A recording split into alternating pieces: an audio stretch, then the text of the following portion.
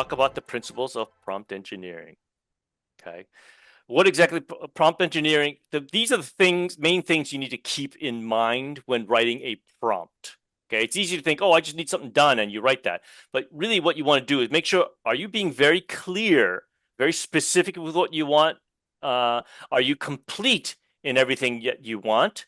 Is it precise, using exact terminology, how much you want? When you say write a story, is it going to be a 300-page novel, or are you talking about a 10-sentence story for a little one? So be precise and purpose driven. What's the purpose behind it? Don't ask it a generic question. How do I do something?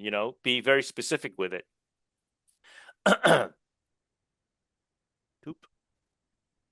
And there are different models or frameworks for how to write a prompt.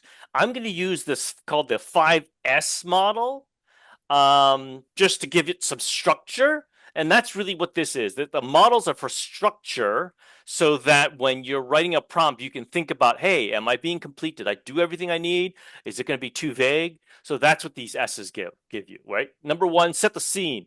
So I could set a scene by saying something like, I'm an early childhood educator.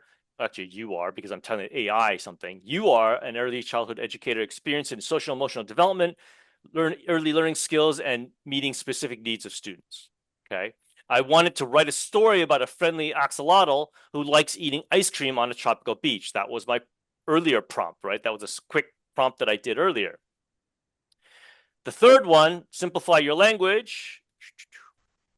I want you to use language that's appropriate for a 4-year-old and include elements of social emotional development and inclusion. Okay.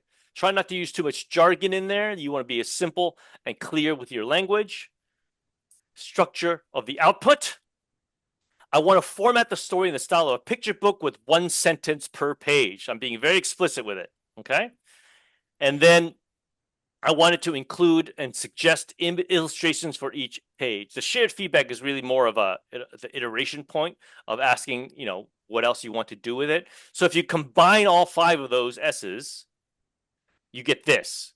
It's nothing more than what I wrote in all those different parts. But if I copy and paste that, what I'm going to do is I'm going to copy and paste that into a GPT again. And so, go to the next one. So what I'm going to do is I'm going to paste, copy, and I'm going to dump it in, oops, that's not it, Gemini again. I'm going to start a new one, new chat.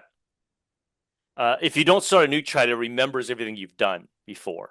So I'm going to start a new chat and paste as plain text, early childhood educator experience in social emotional, blah, blah, blah, blah. It's the exact same thing I wrote on those screens earlier as I was explaining to you. I'm going to hit submit, and here's what it does. Alfie's Axolotl Ice Cream Adventure. On page 1, Alfie the Axolotl was a friendly creature with a wide, happy smile. The illustration is a close-up of Alfie's face, smiling with feathery gills sticking out. Okay. Then he loved to play with his friends in the cool water. He decided to visit a sunny tropical beach. He packed his favorite bucket and spade. He arrived, saw a blue ocean, and felt the warm sand. He met a little girl named Lily who was building a magnificent sandcastle.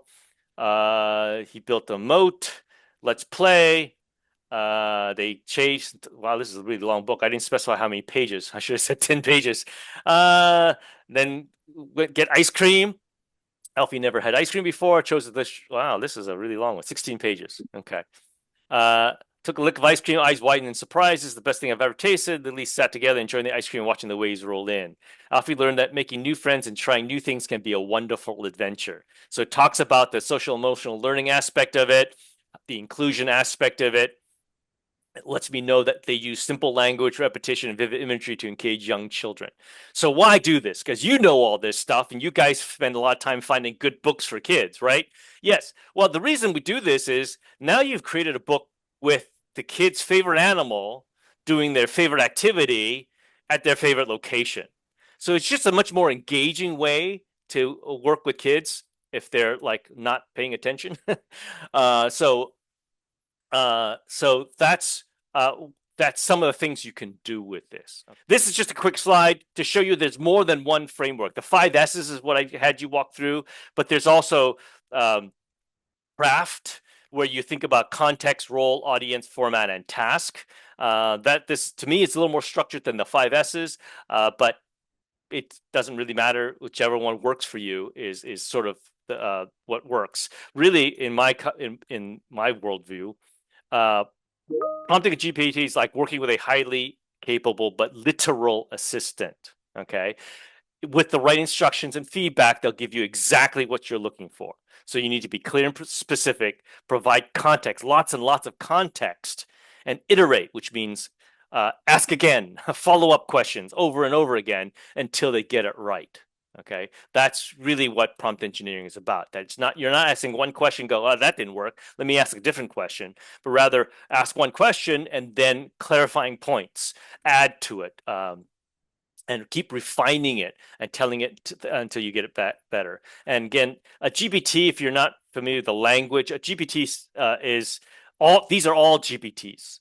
Chat GPT just took the name, but what is a chatbot?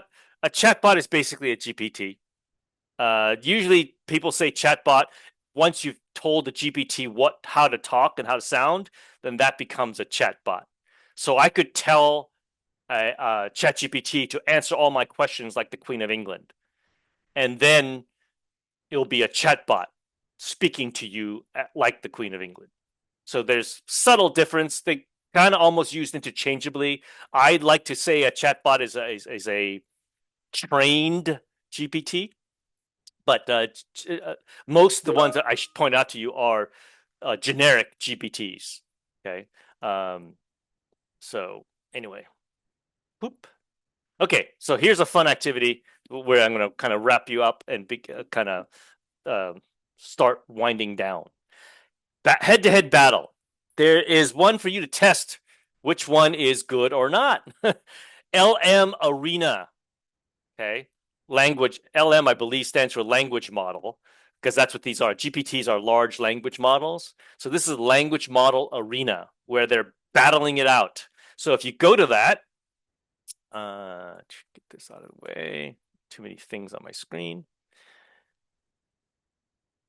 Copy. Paste.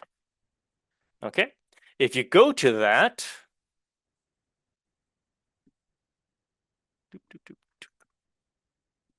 that's what the site looks like. I am going to go to, so if you go to the arena battle, this is a generic battle. Two random GPTs will fight each other. I'm going to go to the arena side by side and have you guys choose which GPTs you want. Okay, so everyone knows ChatGPT, right? ChatGPT 4.0 is the latest. This was released November 20th in 2024. Okay, if you don't like that one, well, let's leave that one. Let's leave that one. So you want to compete against ChatGPT.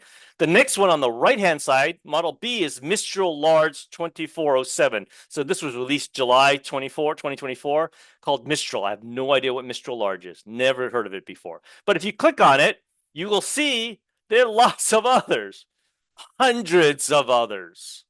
Okay, these are all GPTs. These are all AI companies competing for your eyeballs. There's Gemini. Llama is a new one. Who does Llama? I forgot who does Llama. Llama is a pretty big company as well. There's Claude. Claude Sonnet is the more powerful one. Claude Haiku is a quick one. Oh, Amazon Nova. Grok that's made by Tesla,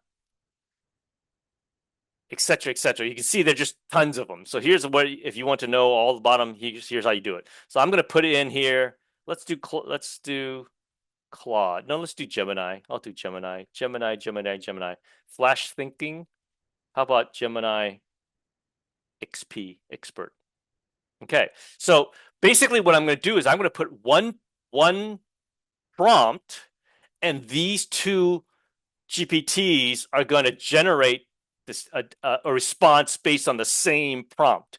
Then you can compare side by side which one you like better. So I am going to stick with my, oh, here it is.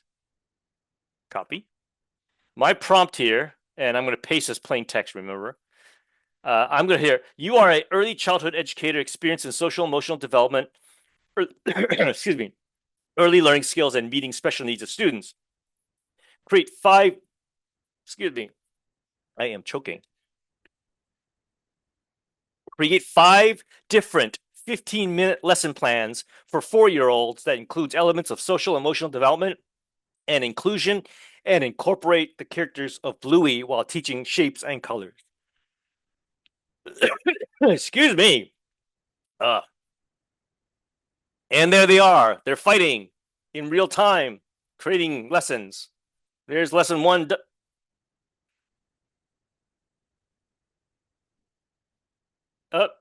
Chatbot, ChatGPT is done with lesson 1. Gemini's still working on lesson 1. ChatGPT is done with lesson 2. Gemini's beginning lesson 2. ChatGPT is on lesson 3 already. So you see, ChatGPT seems faster in this case, but faster is not always better. You got to read through them and decide which one actually has better results for you. Okay, and this is a way to compare side by side which one you want to use and which one you want to listen to, which one you want to favor. Gemini's definitely taking longer. So if speed is your concern, then maybe it's not Gemini. If you saved a couple of seconds there. But let's go to the last thing here. Lesson plan 4. Oh, only 4? Oh, boo. I asked for 5. Okay, lesson plan 1. Bluey Shape Hunt versus, oh, darn it. Versus Bluey Shape Adventure. Okay. Team identify shapes and taking turns, sharing teamwork, identify basic shapes, materials, large cut shapes, very similar. Shape sorting game, 2 minutes introduction, 2 minutes of shape review and color connection, 5 minutes shape sharing. And so what you could do is compare. So we're not going to exactly do that right now, but you would evaluate this and see which one you like better. And so how would you evaluate this? That's a great question. So you can evaluate it. That's not right. That's not right. That's not right. I'm missing a page. Oh, there it is. Under resources. Here's how you could evaluate it. So you could create a rubric. This is a rubric we created, but you could create your own rubric if you wanted to on how you would evaluate the lesson on clarity, structure, completeness, practicality, and iteration quality, and then decide if they work. Actually, this is the evaluation for the for my actual prompt. That's not what I meant to show you. But the idea would be that you could, take a look at these and see which one works for you. And